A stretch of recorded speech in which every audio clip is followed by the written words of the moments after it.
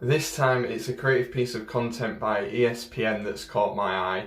It's for the show Always Late with Katie Nolan, and basically what they've done is they've taken these people who are tweeting online saying that they think they could run the 40-yard dash faster than the actual athletes, and they've challenged them to uphold what they've said. So they've gone online, searched for people tweeting about the selections and things like that, and then taking them into this sporting arena, set up a 40-yard dash, made them reread the tweet that they've made, and then challenging them to do what they've said. So that, these athletes are running it in 4 to 5 seconds. They're on that mark, and they're saying, "Oh, yeah, I could do it in 4.4 or whatever."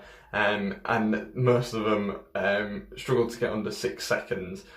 So quite a big difference there. But what I found interesting about this was the fact that they'd previously done a similar piece of content about kickers in the NFL, so the kickers coming in for a lot of stick. So they took the people online who were giving the kickers the stick and said, "Go on then, have a go, see if you can do it any better than what they can." And again, makes for interesting viewing. But that piece alone, the kickers piece, got 2.7 million views on YouTube, and the dash one got 875,000. So in total, you're looking at 3.5 million views for this type of content. So when you search for Always Late with Katie Nolan on YouTube and then rank it by the number of views that it's had, actually these two pieces of content are the best performing that they have.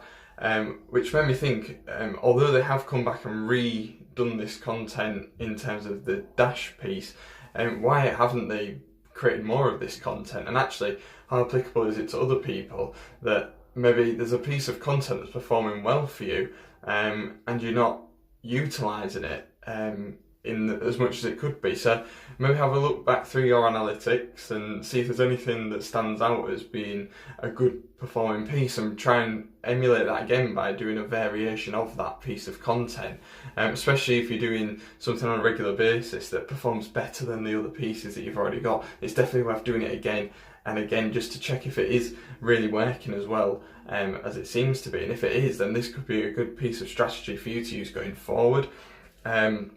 I also thought it'd be great to see this kind of content, this calling out of tweets and things like that, maybe in some other areas, so maybe in UK sport and things like that, you could bring people out. It'd be quite interesting to see it. But yeah, firstly I thought it caught my eye because it was a really engaging piece of content, quite an interesting way of doing things. But then secondly, when I started looking into it, I just find it more and more fascinating that they've not produced more of this content. So yeah, as ever, if anything catches your eye, make sure to tag me in it at the MJ Social, and that's on Facebook, Instagram and Twitter. And thanks for watching, and I hope to see you next time.